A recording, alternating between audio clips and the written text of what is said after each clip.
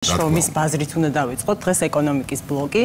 ძალიან საინტერესო და ცვალებადი ბაზარია, საინტერესოა, ამიტომ რა ტენდენციები გვაქვს დღეს შრომის ბაზარზე, რა ვაკანსიებზეა მოთხოვნა, ვინ ეძებს სამსახურს და როგორია ბალანსი მოთხოვნა მიწოდება შორის. ამ თემებზე ჩვენ სტუმართან ერთად ვისაუბრებთ. ჩვენი სტუმარია HRG-ს ვებ-განყოფილების გაყიდვების დირექტორი ინგა შახბაზიანი, რომელიც პირდაპირ ეთერში გვერდდება. გამარჯობა ინგა და დიდი მადლობა გადაცემაში მონაწილეობისთვის. მოგესალმებით სოფო. ინგა, რომ დავიწყოთ ტენდენციებით, ბოლო 8 თვის განმავლობაში როგორი ტენდენციები შეინიშნებოდა ბაზარზე, როგორც ვაკანსიების მაძიებელთა მხრიდან, ასევე შემთავაზებლების მხრიდანაც. იყო თუ არა აქტიური ეს პერიოდი? ანუ პირველ რიგში დავიწყებ იმას, რომ 2025 წელი კარგად დაისტარტა პრინციპში, იანვრის თვეში მქონდა წინა თვეებთან შედარებით მატება, განსაკუთრებით მეორე ნახევარში. პირველი კვარტალი დავხურეთ საკმაოდ წარმატებით, ეხლა წინა წელთან შედარებით თუ ვიმშელებთ, დიდი მატება არ მქონდა, თუმცა ის რო კლება არ მქონდა, ვფიქრობ, რომ კარგია, იმიტომ რომ ბოლო რამოდენიმე წელია სამწუხაროდ ვაკანსიების ჭრილში კლება არის ხოლმე წლიდან წლამდე. რაც შეეხება თვითონ ეხლა ბოლო სეზონს, ალბათ ზაფხულის პერიოდზე უფრო დეტალურად ვისაუბრებ, შევაჯამებ. ამ 3 თვის მანძილზე 2025 წელს განთავსდა დაახლოებით 13500 ვაკანსია, რაც წინა წელთან შედარებით 9%-იანი კლება არის. განსაკუთრებით პასიური იყო აგვისტოს პერიოდი, სამწუხაროდ აგვისტოს მეორე ნახევარი ზოგადად ხდება ხოლმე აქტიურობა, თუმცა წელს ესეთი რაღაც არ აღინიშნებოდა. დასაწყისიდან აგვისტოს ბოლომდე იყო პასიურობა და სექტემბერიც, როდესაც მოლოდინი მქონდა, რომ დასაწყისში დაისტარტებოდა, დაახლოებით 10-15 რიცხვის შემდეგ დაიწყო ვაკანსიების მატება. და რის ხარჯზე მოხდა ინგა? ვიტყვი რომ წინა წლის სექტემბერთან დიახ, აი სექტემბერზე სანამ გადავალთ, რის ხარჯზე მოხდა? ზოგადად კლება 9%-იანი. კი ბატონო, აი კლებაც რაც შეეხება ზოგადად ზაფხულის პერიოდში ყველაზე აქტიური კატეგორია ვაკანსიების და სფერო არის უფრო ჰორეკა სექტორი.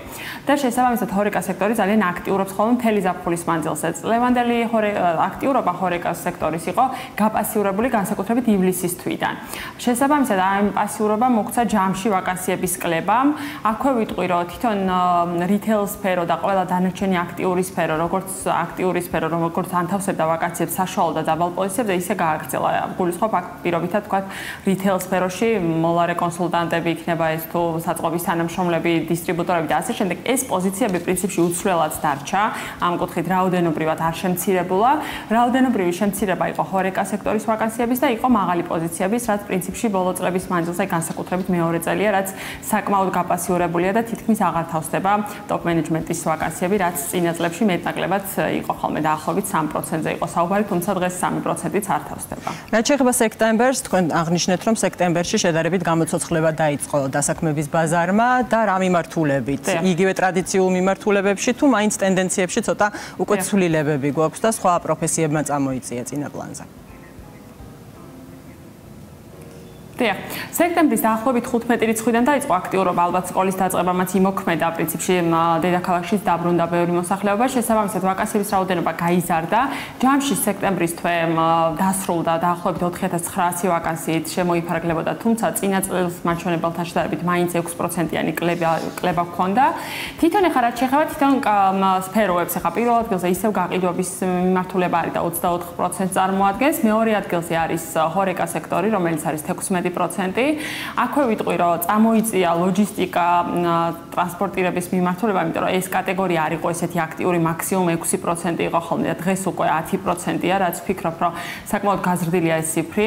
აი განსაკუთრებით გააქტიურდა, თქვათ კურიერების ვაკანსიები, თქვათ ეს მიტანის სერვისის გულისხმობ ამ შემთხვევაში დისტრიბუტორები, აი იქ სადაც პრინციპში ლოჯისტიკასთან არის კავშირში, ეს ვაკანსიები საკმაოდ გაზრდილია დღეს HRG-ის საიტზე. შემდეგ მოდის ბუღალტერია ფინანსების მიმართულებით, შემდეგ სამედიცინო სფერო, წარმოება და თვითონ წარმოებასთან დაკავშირებული კატეგორია მხოლოდ 4%-ით შემოიფარგლება და დანარჩენი სექტორები უკვე სფეროები მეტნაკლებად დაბალანსებულია, ისე რომ 1%-ამდეა, 1%-ზე მეტი თითქმის არც ერთი არ არის გადანაწილებულია სხვადასხვა კატეგორიებში.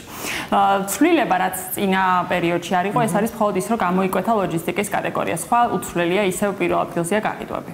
ინგა თქვენ აღნიშნეთ, რომ მაღალ პოზიციებზე თითქმის ვაკანსიები აღარ თავსდება, არის თუ არა კიდევ რაიმე ისეთი ვაკანსია, რომელიც გაქრა საერთოდ შრომის ბაზრიდან, მასზე მოთხოვნა. აი ბოლო წლების ტენდენციას რო გადავხედოთ, შეიძლება ახლა ერთი წლის მონაცემები არ იყოს საკმარისი. აი საერთოდ რომ გაქრა ესე ვერ ვიტყვი, თუმცა ვიტყვი რომ აი პანდემიის შემდეგ ბუმი რომ იყო პრინციპში IT მიმართულების ვაკანსიებზე და ტექნიკური მსგავსი ვაკანსიები საკმაოდ აქტიურად ცხადდებოდა არა მხოლოდ ლოკალური კომპანიების მხრიდან, არამედ საერთაშორისო კომპანიები ძალიან აქტიურობდნენ საქართველოს ბაზარზე, შემცირებულია და ეს პროცენტული მაჩვენებელი დაახლოებით 2%-ია მაქსიმუმი დღეს ამ სფეროს ვაკანსიები. როცა იყო 8-9%. საკმაოდ ასე ვთქვათ, მკვეთრი ვარდნა გვაქვს. ინგა, ასევე საინტერესოა ისიც არის თუ არა ასევე მკვეთრი ზრდა რომელიმე მიმართულებაში. არა, მკვეთრი ზრდა ერთადერთი ლოჯისტიკა იყო, ის რაც ვახსენე უკვე, იმიტომ რომ ადრე ძალიან მცირე რაოდენობა იყო, დღეს 10%-ზე არის მომატებული. აქვე ვახსენებ სამუშაოს მაძიებლების, ასე ვთქვათ, რეგისტრაციის რაოდენობასაც, იმიტომ რომ იანვრის თვიდან იყო მატება, შესაბამისად სეზონურად, როგორც არის ხოლმე, ვთქვათ, აღდგომების პერიოდზე დღესასწაულებზე იყო შემცირება, შემდეგ ისევ მოიმატა, ზაფხულის პერიოდში, რა თქმა უნდა, პასიურობა ჰქონდა, თუმცა აგვისტოს ბოლო ნახევრიდან სამუშაოს მაძიებლების რეგისტრაცია მკვეთრად გაზრდილი იყო, დაახლოებით 120-150-მდე სამუშაოს მაძიებელი რეგისტრირდება ყოველდღიურად. რა თქმა უნდა, ჩვენ მუშაობთ იმაზე, რომ მოხდეს თქვა ამ სამუშაოს მაძიებლების ხარისხიანი პროფილების შევსება და თვითონ რაოდენობა, როგორც ესეთი ბაზები ამ დღევანდელ დღეს არის მხოლოდ 153,000 სამუშაოს მაძიებლისგან შედგენილი, თუმცა ვიტყვი, რომ ეს ბაზა არის მზარდი და რაც თავია ჩვენ მუშაობთ იმაზე, რომ იყოს განახლებული და დეტალური ინფორმაცია, რაც რა თქმა უნდა კომპანიებს ეხმარება შემდეგ მარტივად კადრის მოძიებაში. ინგა, ასევე საინტერესოა ისიც, რასაც გამოცდილება დარჩა წლის დასრულებამდე 2 თვე პრინციპში, ხო, ოქტომბერი თითქმის დასრულდა, ნახევარია გასული 2 თვე ნახევარი. ეს პერიოდი არის თუ არა აქტიური, როგორც ვაკანსიების კუთხით, ასევე სამსახურის მაძიებლების კუთხით, ელოდებით თუ არა, რომ აქტიურობა იქნება წლის ბოლომდე. პრინციპში მოლოდინი გვაქვს, რომ ოქტომბრის მეორე ნახევარი გააქტიურდება, ნოემბერშიც გვაქვს აქტიურობის მოლოდინი, თუმცა დეკემბრის თვეზე ვიტყვი, რომ ყოველთვის პასიურია და ეს არ შეცვლილა არც წელს ამ წლების მანძილზე. ვფიქრობ, რომ დეკემბერში ისევ დაიკლებს ჩვეულებრივ, როგორც ვაკანსიების განთავსების კუთხით, ასევე სამუშაოს მაძიებლების რეგისტრაციის კუთხითაც, რადგან თვითონ სამუშაოს მაძიებლებსაც არ უნდათ პირობითად ან სამსახურის შეცვლა, ან სამსახურის დაწყება, იმიტომ რომ ახალი წლის პერიოდი იწყება და შემდეგ უკვე გააქტიურება დაახლოებით 15 იანვრიდან იწყება. მანამდე გვაქვს პასიური პერიოდი. ძალიან დიდი მადლობა ინგა საინტერესო მიმოხილვისთვის. ჩვენს მაყურებელს შევახსენებ, რომ ჩვენი სტუმარი იყო HRG-ს ვებ განყოფილების გაყიდვების დირექტორი ინგა შახბაზიანი.